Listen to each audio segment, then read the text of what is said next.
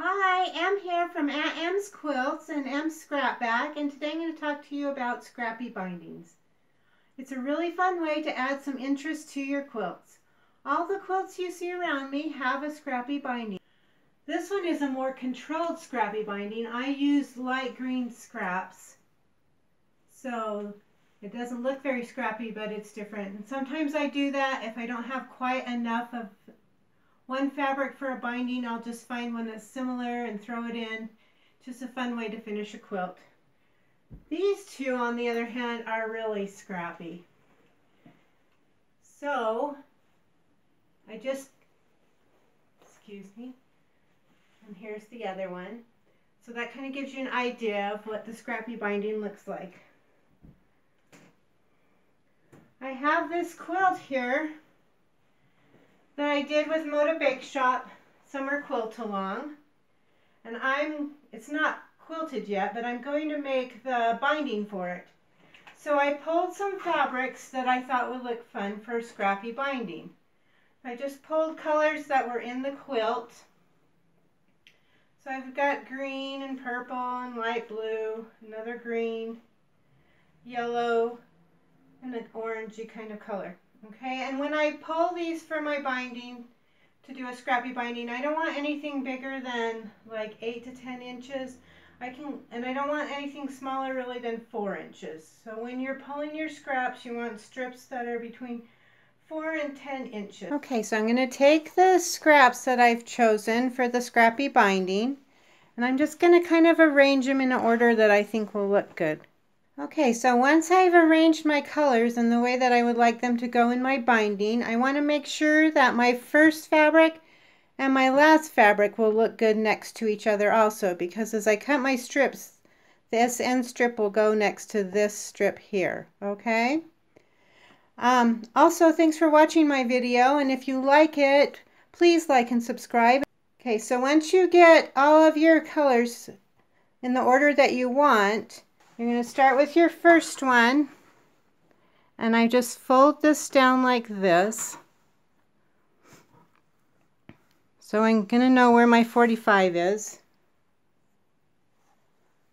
And then I'm going to take the next color that I was going to choose to use, and I'm going to bring it up a 1/4 inch from where that fold is. And then I can just flip this back and put this right sides together.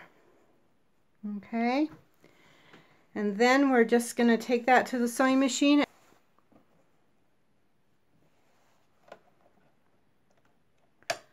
Line it up and sew a 1/4 inch. And you'll just continue sewing your pieces until you have all of the strips sewn on.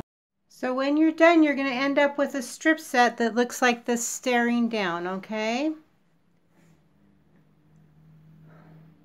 Then we're going to turn this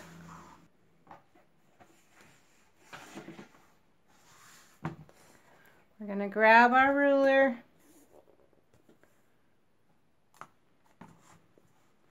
We're going to line up the 45°. I put blue tape here so it's easy for you to see.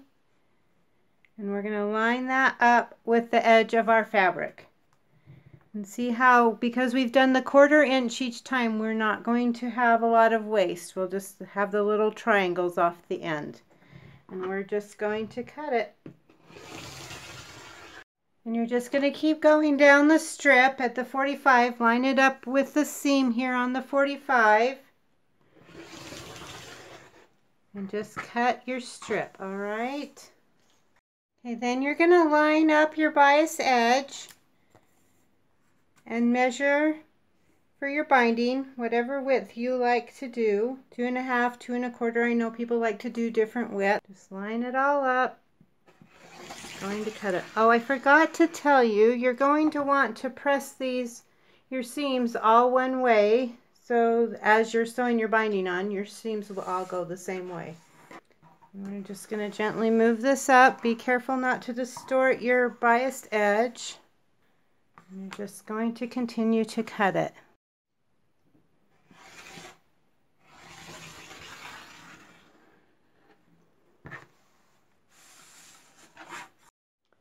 Once you get your strips cut, you're going to take the one end of one strip and hook it to the end of the other strip. And you'll just do this by putting right sides together, having a 1/4 inch on this side and a 1/4 inch on this side. And then you'll just take it to your machine.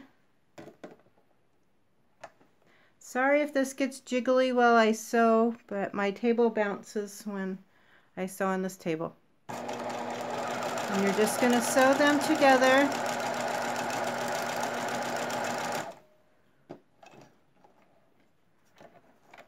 Alright. And they'll come together like this. Right. Continue to do that for all of your strips, putting them end to end, like this. Once you get all your strips sewn together, we're just going to press them by folding it over so the two edges touch, and we're just going to press it in place. Excuse the mess on my ironing board. That's what happens when you and your friend color on fabric and then don't put the right protection down. So, live and learn. It's almost time to get a new ironing board cover anyway, it's looking like. But it's a happy memory. Once your binding is all pressed, I like to just wrap it around a ruler just to keep it neat until I'm ready to use it. When I go to put the binding on, I know this quilt is not quilted and ready for the binding, but I did want to show you this step. Then I take my binding and I just kind of lay it along here just so I can kind of get a general idea. I don't want any seams to happen on the corner. So I just continue around my quilt, just laying it out so I can make sure that I don't have seams that land in the corner, and then I can pin it and sew it down. And that's how I do my scrappy bindings. Once again, if you like this and find it informative, please like and subscribe. Thanks so much. Till next time, bye.